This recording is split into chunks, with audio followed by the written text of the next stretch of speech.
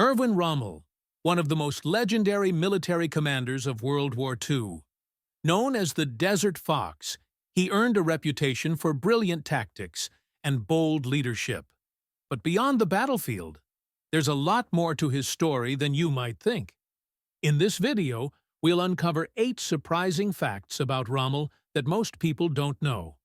From his early career to the controversies surrounding his legacy, get ready to discover the hidden side of one of history's most fascinating generals. Let's dive in. Rommel's family lacked much of a military tradition. Although Rommel would later become known for his bold battlefield tactics, his sister described him as a gentle and docile child. Developing an interest in mathematics and engineering, he co-built a full-size glider at age 14 and later disassembled and reassembled a motorcycle. Without good enough grades to attend university, he purportedly considered working at an airship factory near his hometown in southern Germany. But his father, the headmaster of a school, urged him to consider the military instead. After being rejected by the artillery and engineers, 18-year-old Rommel received acceptance to the infantry in 1910 as an officer cadet. He would remain in the military for the rest of his life, a far cry from his father and other male relatives who left upon completing their mandatory service. Rommel was injured multiple times in both world wars. Taking part in dangerous raids and reconnaissance missions throughout World War I, his men supposedly joked, "Where Rommel is, there is the front." But all of this fighting, including one 52-hour period in which his unit captured some 9,000 Italian prisoners, came with a price.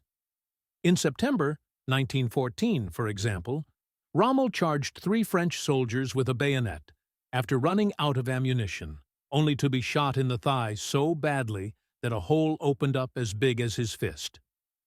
3 years later in Romania, he lost quite a bit of blood from a bullet to the arm, and he also continuously suffered from stomach ailments, fevers, and exhaustion. More physical hardships came during World War II, from appendicitis to a face wound caused by a shell splinter.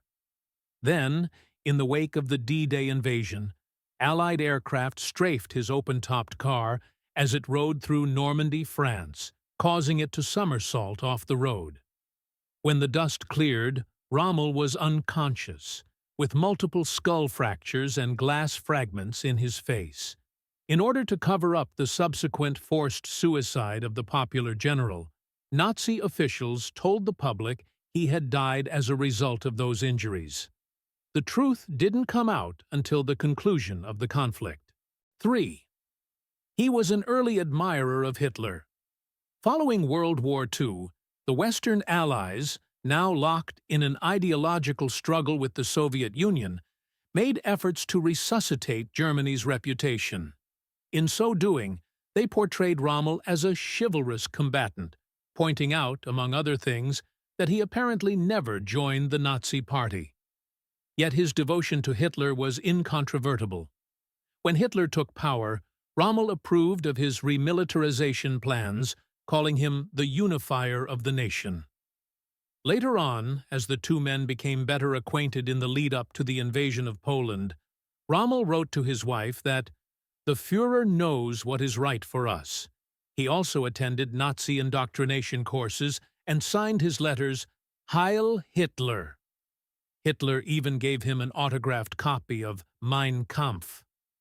Only later did Rommel grow disillusioned, believing that Germany must negotiate with the Allies rather than fight to the bitter end.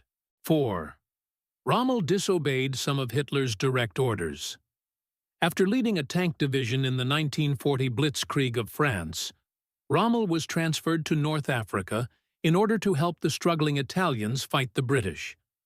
Almost immediately, he reversed the tide, pushing the British back hundreds of miles in a series of audacious assaults, for which he received his Desert Fox nickname, along with a promotion to Field Marshal. Finally, in October 1942, the numerically superior British halted his advance near El Alamein, Egypt. Running low on tanks, ammunition, and fuel, Rommel prepared to retreat. but Hitler sent a letter telling him not to yield even a yard of ground. "As to your troops," the Führer added, "you can show them no other road than that to victory or death." Despite his reverence for Hitler, Rommel disobeyed for fear his force would be completely annihilated. He also disregarded an order directing German generals to execute Allied commandos caught behind enemy lines. In the end, Rommel fled all the way to Tunisia, winning a tank battle there against the Americans and losing one against the British, before returning to Europe in March 1943. 2 months later, the Allies kicked the Germans out of North Africa altogether, setting the stage for their invasion of Italy. 5. Rommel ramped up coastal defenses prior to D-Day. With an Allied invasion of Western Europe imminent, Rommel was assigned in late 1943 to inspect Germany's defenses along some 1,600 miles of Atlantic coastline. Despite Nazi propaganda to the contrary, he found the area highly vulnerable. Under his supervision, the Nazis built fortifications, flooded coastal lowlands to make them impassable, and placed massive amounts of barbed wire, mines, and steel girders on beaches and offshore waters. Rommel also wanted tanks at the ready to prevent the Allies from establishing a bridgehead, but his superiors overruled him, preferring to keep most of them inland. 6. He probably never knew of the plot to kill Hitler. As Germany's military situation deteriorated, a group of senior officials attempted to assassinate Hitler with a briefcase bomb, only to be thwarted at the last moment. Rommel was friends with some of the conspirators and certainly conversed with them about a post-Hitler future. Nonetheless, the full extent of his involvement in the plot remains unknown. According to his widow, he opposed assassination but wanted Hitler to be arrested and brought to trial. Whether innocent or not, his name came up during the subsequent Nazi dragnet, prompting Hitler to arrange for his death. 7. Rommel and Allied leaders didn't hesitate to compliment each other.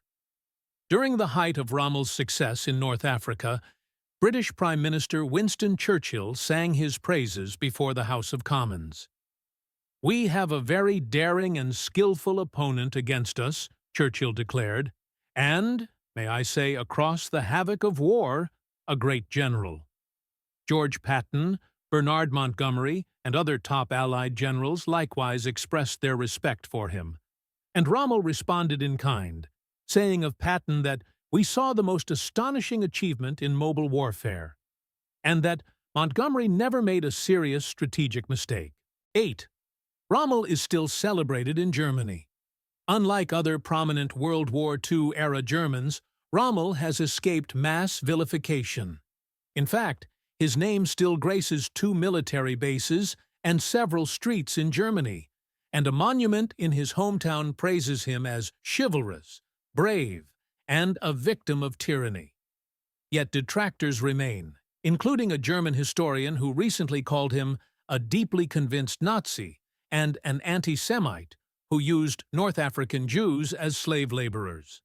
At the very least, most historians agree, Rommel likely cared more for his career than he did about Nazi atrocities. If you found this video valuable, don't hesitate to hit like button and subscribe to our channel.